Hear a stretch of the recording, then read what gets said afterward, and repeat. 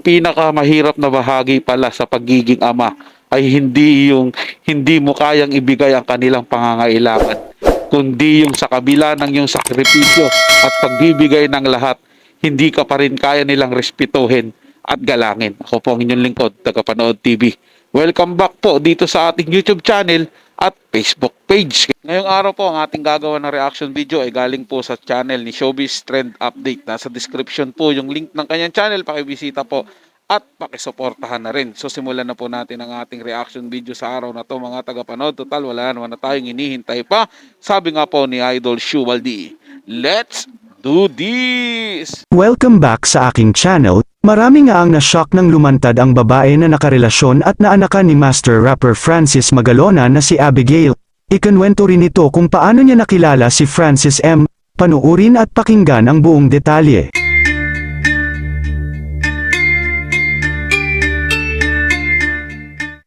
Malaking usapin nga ngayon at marami ang na-shock sa naging revelasyon ng isa umanong dating flight attendant na nagngangalang Abigail Rate, kung saan nagke-claim na may anak umano sila ng sumakabilang buhay na master rapper na si Francis Magalona.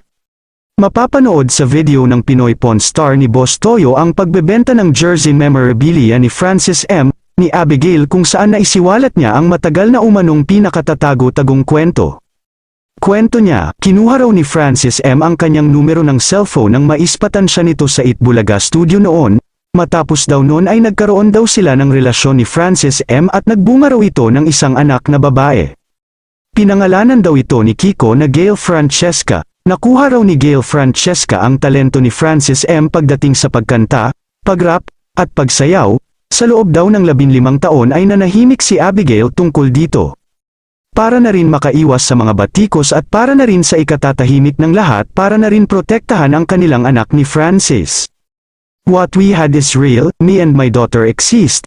Mahal niya kami Francis and that's a fact, aniya. Ipinakita pa niya ang ilang mga resibo na nagpapatunay na may namagitan sa kanilang dalawa. Nang matanong kasi ni Boss Toyo kung may iba pa bang litrato sila ni Francis, dito ay ipinakita ni Abigail ang ibang mga larawan kung saan ay makikita na magkasama sila at kasama ang kanilang anak na noon ay 2 buwan pa lang. Ikinwento rin ni Abigail na mahal daw siya ni Francis M. at ang kanilang anak. Gumuho raw ang kanilang mga pangarap nang masawi si Francis M. dahil sa kanyang sakit. Naibenta naman ni Abigail ang memorabilia sa halagang 500,000 pesos, matapos itong matawaran ni Boss Toyo mula sa 700,000 pesos. Sa ngayon ay nasa 3 million views na ito sa Facebook page ni Boss Toyo at talaga nga naman inula ng maraming komento at marami din ang naantig sa istorya ni Abigail at syempre yung iba naman ay na-shock. Samantala, wala pang tugon, reaksyon, o pahayag ang pamilya ni Francis M. hinggil sa issue, lalo na ang kanyang biyudang si Pia Magalona. Kayo mga ka-showbiz, anong masasabi nyo sa ating showbiz topic ngayon? Kung may opinion kayo ay magkomento lang kayo sa aking comment section. At syempre kung bago pa lang kayo sa aking channel ay mag-subscribe na kayo para lagi kayong updated sa mga showbiz trends na ina-upload ko. Maraming salamat po.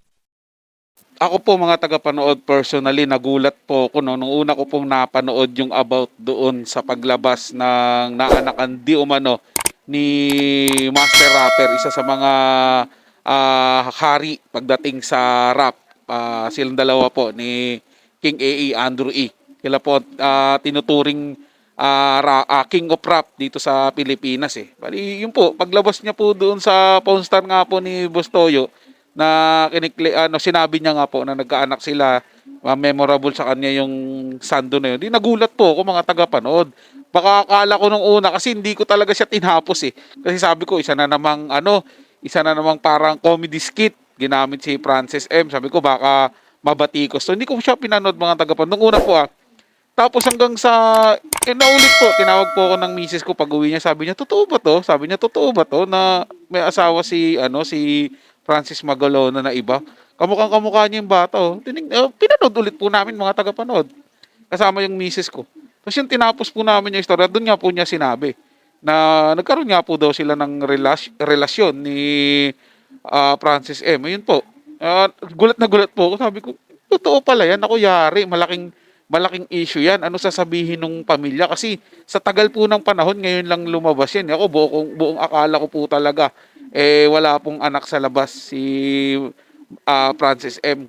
Kasi siyempre po, napapanood ko siya sa TV, nagra-rap siya, ano po siya eh, wala po, ni sa hinaga po hindi ko po naisip na magkakaroon po siya ng ibang anak sa ibang babae. Pero siyempre po, mga tagapanood, hindi naman po natin siya dapat ding husgahan dahil nga po, lalaki yan, nasa showbiz yan, hindi po natin maitatanggi na lapitin po ang mga taga-showbiz, lalo't lalaki, sa mga babae, 'di ba, mga tagapanood. Kaso nga lang po, iba pong sitwasyon ngayon. Kasi nga po, pumanaw na po ang master rapper na si Francis M. Hindi po katulad nung si Manny Pacquiao na ipaglabas nung anak niya, although dati pa naman nagkiklaim yun, buhay po si Sir Manny. Mabibigyan niya ng pagkakataon maging ama doon sa anak niya. Kabaliktaran po dito sa nagkiklaim po ngayon na anak di umano siya ni Francis Magalona. Which is hindi na po siya mabibigyan ng pagkakataon na tawag nitong maging ama po si Francis Magalona sa kanya. Ganun pa man po, mga tagapanood, ako po, hindi ko po sila hinusgahan, sila pong pamilya. Biktima lang po sila ng maling pag-ibig po, mga tagapanood, dahil may asawa at anak nga po si Francis Magalona. Nagkaroon sila ng relasyon ng babaeng ito at ngayon nagbunga po. Diba? Kung hindi pa yung programa ni Bustoyo na Pawn Star in the Philippines, hindi po natin malalaman na meron palang anak si Francis Magalona sa labas. So sana po talaga mga tagapanood na magkasundo-sundo sila, silang magkakapatid, di bali po yung magulang baka hindi po matanggap. Pero tingin ko naman po kahit papaano magkaroon sila ng kapatawaran para dun po sa mga bata. Hindi po ba? Kasi kahit naman ano pong gawin nila, baliktarin man po nila lahat. Hindi naman na po nila mababago yung nangyari na mayroon pong anak. Kung totoo man pong anak ito ni Master Rapper Francis Magalona. Siyempre igalang po nila yung karapatan din po ng bata na matanggap po sa lipunan bilang pong anak ni Francis Magalona. Pero tingin ko po mga tagapanood, mababait na tao naman po sila. 'Di ba? Lalo na yung magkakapatid na anak po ni Francis Magalona, sila Elmo, sila Maxine. Diba po? Alam ko naman po na ituturing nilang kapatid to kung talagang tunay po nilang tunay pong anak ito ni Francis Magalona. Sa bagay, nakahawig po siya doon sa isang kapatid po nila Elmo, yung medyo chubby na babae po. Mga tagapanood, medyo hawig po ang batang to. Sana sa talent, nakuha niya po yung talent nung papa niya, si Francis Magalona. Magaling na rapper at singer po, di ba? Kasi yung mga kapatid po sila Elmo, sila Maxine, mga singer at magagaling po mag-rap Sana ito rin magaling din mag-rap, maging singer din po, rapper para po kumbaga yung legacy po ni Francis Magalona sa pagrarap maituloy po sa kanyang mga anak. So yun lang po mga tagapanood, naway nagustuhan nyo po yung paksang ating tinalakay sa araw na to. At kung kayo bago lang po na napadaan dito sa ating channel, huwag nyo po sana kalimutan na mag-subscribe. Hit nyo na rin po notification bell para lagi po kayong updated sa mga bago pang video nating ilalabas. Share, like, and comment din po kayo mga tagapanood, ating nang babasahin at pupusuan. So hanggang sa muli po, ito ang yung Tagapanood TV. Komento at opinion lamang, wala pong personalan. Paalam po at mabuhay po kayong lahat.